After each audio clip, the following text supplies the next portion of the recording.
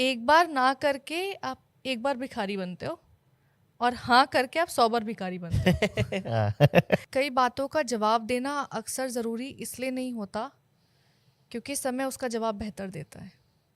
हम्म, तो चुप रहो, देखो, लोगों को ऑब्जर्व करो, पता लग जाता है यार। गुस्से में ना कही जाने वाली बातें हमेशा वो बातें होती हैं जो आप कहना चाहते थे लेकिन कह नहीं पाए। हम्म, वो चीज़ें जो आप पाइल अप करते गए अपने मन के अंदर, वो एक घुटन का तूफान आपके मन में आया है और एक मोमेंट ऐसा हुआ है, हीट ऑफ द मोमेंट में आपने सब बोल दिया। हम्म। आप सिर्फ इसलिए नहीं कहना चाहते थे कि सामने वाला इंसान हर्ट ना हो, राइट। लेकिन आप कहना ज़रूर चाहते थे। तो ये गुस्से की और उस लड़ाई की सच्चाई होती है।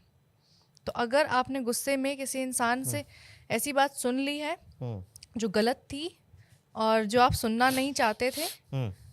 तो आप ये समझो कि वो सच था और दूर हो जाओ। वाओ।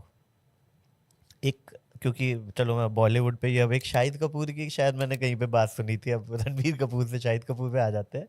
उन्होंने बोला था कि यार लोग ना आजकल काफ़ी वैसे हो गए हैं कि आप अगर किसी को आदत है ना कि वो ना नहीं बोल पाता, तो लोग उसका फिर फ़ायदा उठाते रहते हैं। सुनिए आपने ये वाला हम्म। डायलॉग, है ना?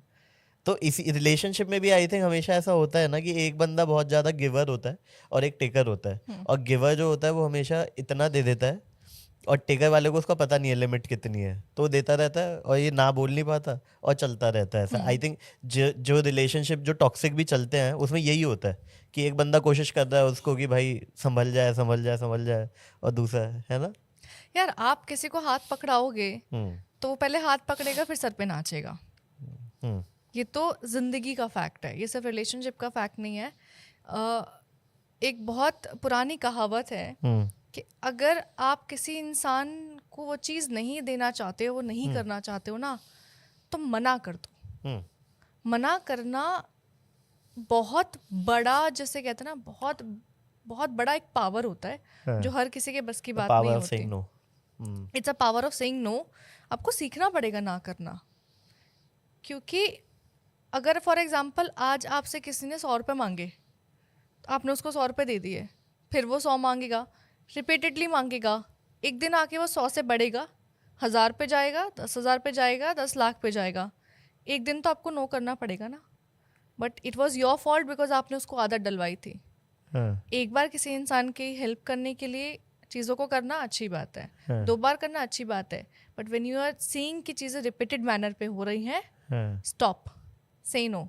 हाँ। एक बार ना करके आप एक बार भिखारी बनते हो और हाँ करके आप 100 बार भिखारी बनते हो। हाँ। ये बहुत पुरानी कहावत है। ये तो बहुत इंटरेस्टिंग है, फिर आप ही मांगते रहते हो हम ही मांगते रहते हैं। भाई दे दे यार। अब आप इज्जत अपने भी आप, मांगेंगे, पैसा भी अब मांगेंगे। आप अपने आप को हमेशा दिखा रहे हो कि भाई मेरे पैसे खत्म हो मेरे गए। पैसे खत्म हो गए, मेरे पास इमरजेंसी है, मजबूरी, अपने ही पैसे मांगने के लिए आप भिखारी बन जाते हो। अपनी ही इज्जत मांगने के लिए आप भिखारी बन जाते हो। सेम लॉजिक इज्जत पे भी आ जाता है। हाँ, आपने एक बार किसी इंसान को उसके साथ खिलवाड़ करने का मौका हाँ। दिया ना, हम्म, इट वॉज योर फॉल्ट। हम्म, एक बार आप उसको मजाक करने दोगे हम्म, तो वो दूसरी बार भी मजाक करेगा, हम्म, तीसरी बार वो मजाक की हदें लांघेगा, हम्म, चौथी बार वो कुछ ऐसा बोल जाएगा जो आप शायद सुनना ना हम्म, चाहते हो, या फिर वो उस दायरे से थोड़ा सा बाहर हो। तब हम्म। तो बोलोगे ना कि भाई, सही बात है, सही बात है। तो इज्जत और पैसा हम्म, दोनों एक ही लॉजिक पे काम करते हैं। हम्म।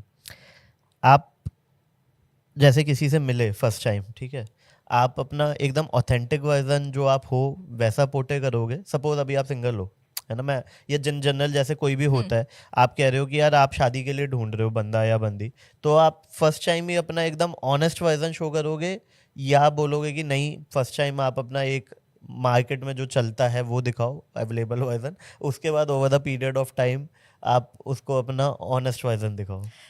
बोथ। बोथ, थोड़ा सा। ऑनेस्ट रहो लेकिन ओके। कॉशियस होके। हम्म, मतलब कि ये कि इंसान को अपना सच्चा रूप तो दिखाओ, हम्म, लेकिन इतना भी मत बिखर जाओ हम्म, कि तुम्हें ये उम्मीद रहे कि वो आके तुम्हें समेटेगा।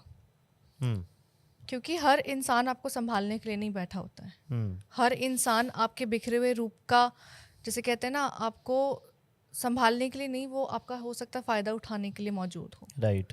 तो किसी इंसान से जब भी मिलो हाँ, तो सबसे पहले ध्यान रखो कि तुम्हें सच्चा तो रहना है, हाँ। लेकिन उस इंसान को तुम्हारा फ़ायदा नहीं उठाने देना है। ओके।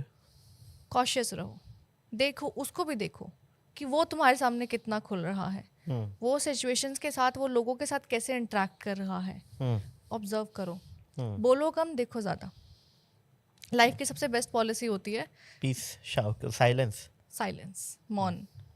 जब इंसान को पता होता ना कि कहाँ बोलना है, कितना बोलना है, कब बोलना है, कहाँ चुप रहना है।